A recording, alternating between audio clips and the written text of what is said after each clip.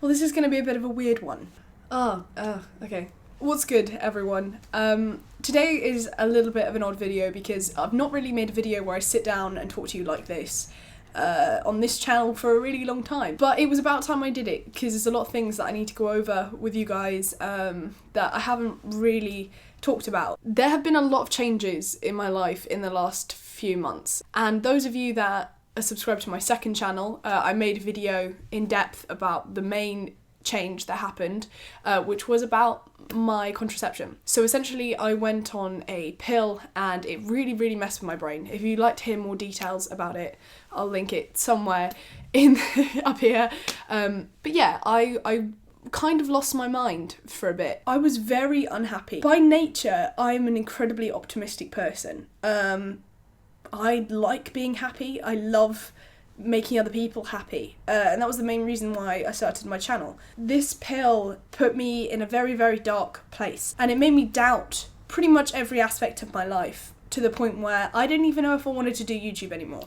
I didn't know if I wanted to make content. So I would have these days where I was like, I'm going to quit YouTube. I'm going to quit it. And then I'd be like, no, you're not. And I'd try and make a video. And because I was not good mentally, the videos would be terrible and they wouldn't be edited very well. And so the videos wouldn't do very well. And it became a very destructive cycle of me being like, you're not very good at YouTube. You should quit. Being like, no, I'm not going to quit. Make a video. The video does terrible. And so it reaffirms the original problem, which was you're not very good at YouTube. You should quit. So I was on this pill for 9 months and I'm off it now and I feel much more myself. But that doesn't change the fact that during this 9-month period, I've just been questioning over and over what it is I want to be and what I want to achieve and how I want to continue. It's only now that I'm off it that I have more clarity in terms of answers to those questions. I'm desperately trying to not make this video super long. So let me just talk you through my thought process and what's going to happen with this channel moving forward. I have been on YouTube now for 2 years, making regular content. YouTube has been my full-time job for about a year of that time.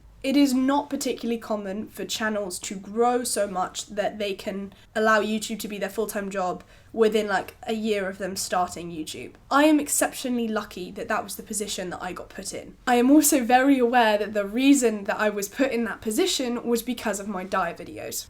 Okay. The first diet video I made was pretty much the first of its kind on YouTube, which is why it blew up the way it did. It was an in-depth look at a K-pop idol diet. The reason I made this video was because I was becoming increasingly aware of Korean K-pop culture becoming a very big thing in the UK or within the West in general. And with K-pop comes, K-pop idol culture, and within that is extreme diets. Now, as someone who has suffered quite severely with 2 eating disorders in the past, I was so worried that this dieting craze was going to inspire a whole eating disorder epidemic, if you will. And it was an educational series to try and promote awareness of these diets. It was to show these K-pop diets in a way that wasn't glorifying them as tools for weight loss. It was in a scientific way that shows you how horribly it will affect your body and your mood, and that there are much better, much more sustainable ways to lose weight and look after your body. I used exceptionally clickbaity titles and thumbnails for those videos, and I received a lot of shit for that. But the reason I did that was because the person who was most at risk from developing an eating disorder, they're gonna click on the one that makes you look like you lost the most weight. Because the mindset of people who are interested in pursuing these diets is that they are interested only in looking like their idols and being thin. I used those titles and those thumbnails to get people to click on the videos, but once they clicked on them, they stayed because of the educational aspect. So I was essentially just force-feeding, if you'll excuse the pun, education at people, because I knew that if I didn't play that game where I used very clickbaity titles and thumbnails, they weren't going to click on my video, and instead they were going to click on a video of some person, and there are people like this that just do the diets and they're like, yay, I lost this much weight, that's great, end of the video. They provide no nutritional information, they provide no education, and I was terrified that that would inspire people to do the diets. So I played the game where I got people to click on my videos because I wanted them to hear the educational aspect, and they weren't going to click on my video if it looked like something that was going to try and dissuade them from doing the diet. It had to be a more sneaky approach, and I know that this is the mindset of those people because I was those people. I was a very, very sick, very skinny person still Googling ways to lose weight, and I know that I would have clicked on the most extreme thumbnail and I would not have clicked on the one that was like, hey, this diet's crazy. It's gonna cause you, your heart to shut down. Don't do it. I wouldn't have clicked on that because I didn't care about how dangerous the diet was. I cared about how much weight you lose. This is why I never included weight in those videos, because I didn't want to promote it. However, my biggest error was including measurements, and I stopped including the before and after measurements pretty soon on in the series because I realized that they were sending the wrong message. But in the beginning, I thought that I had to show the science of it and show how it physically affected my body. I thought it was a documenting science thing. But then I realised that the potential damage that those before and after weights could do to inspire people to do the diets were not worth the scientific benefit of including it, if that makes any sense. The diet series was made with completely pure intent to educate people as someone who has had eating disorders, to try and discourage eating disorders rather than to promote them. I was the only one doing the videos the way that I was doing them with the nutrition and stuff at the time. That is not the case anymore. There are channels on YouTube that are professional nutritionists that are far highly more educated than I am in nutrition and diet culture, and they make better videos on diets than I do. And I don't feel like the internet needs my diet series anymore. I don't think it's necessary. I know that that is going to alienate a lot of people who originally subscribed for that kind of content, that kind of fitness, lifestyle content. So I made a second channel, and over on that channel now is a lot more fitness and lifestyle content as well as my old diet videos. If there is a diet that I'm suddenly made aware of and I think, hey, this is actually quite a big thing and I would like to give my opinion on it because I feel like it could be quite useful to some people, I will post another diet video, but it will be on my second channel. This Ellbat channel will not have any more diet content on it. So if you subscribed for that diet content or that fitness content or the lifestyle content that I used to make, please go and subscribe to my second channel because it's all over there. Most YouTubers change the style of content they make several times in their first few years on YouTube whilst they find what it is they actually want to make. I wasn't really able to do that because I felt like I had to make this content that people subscribed for, and if I didn't make that content, no one would watch it. And then I also began to worry about being able to afford to live, because when YouTube is your full-time job, it's very hard not to think about the money aspect of it. Yeah, okay, everyone says make content that you like. Great. But if you make content that you like and it gets no views, but you make content that you're not particularly keen on and it gets loads of views,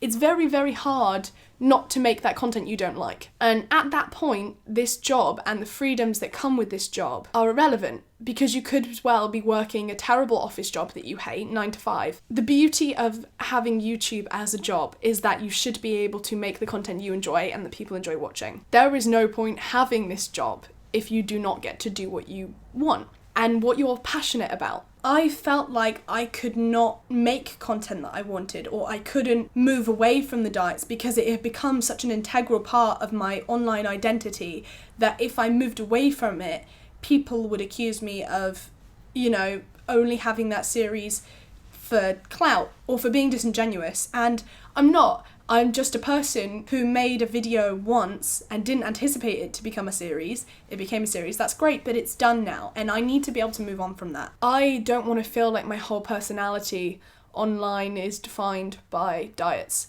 because that's what it felt like when I had an eating disorder. It felt like my whole life was just food and diets, and I don't really want that to become my online thing.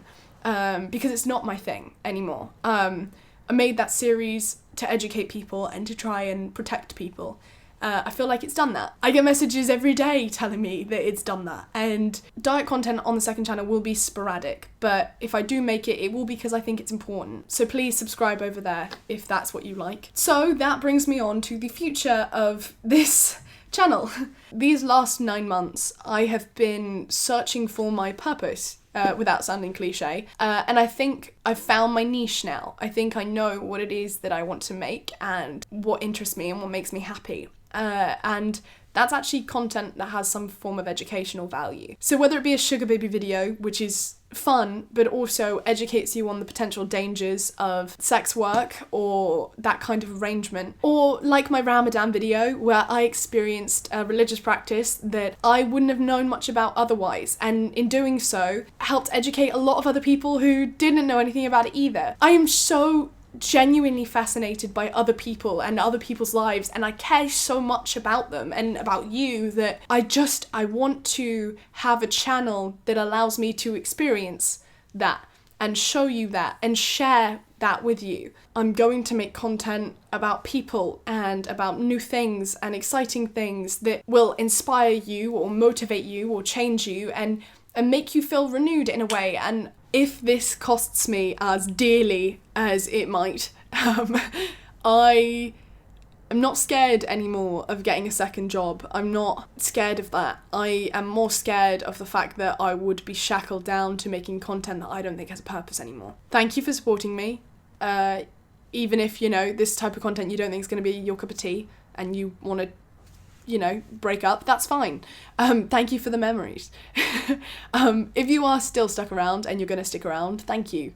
And I appreciate it. And I will see you next Wednesday. Oh, I feel like a weight has gone off my shoulders. Do you ever just do like a really big stretch and you get that kind of like, oh, feeling after it? That is how I feel now I've made this video. I feel like, oh, I feel relaxed, I feel happy, I feel like the pressure's gone, I feel like we're all on the same page. Let's fucking do this. Let's see how this goes. See you next Wednesday. Kisses to your mother.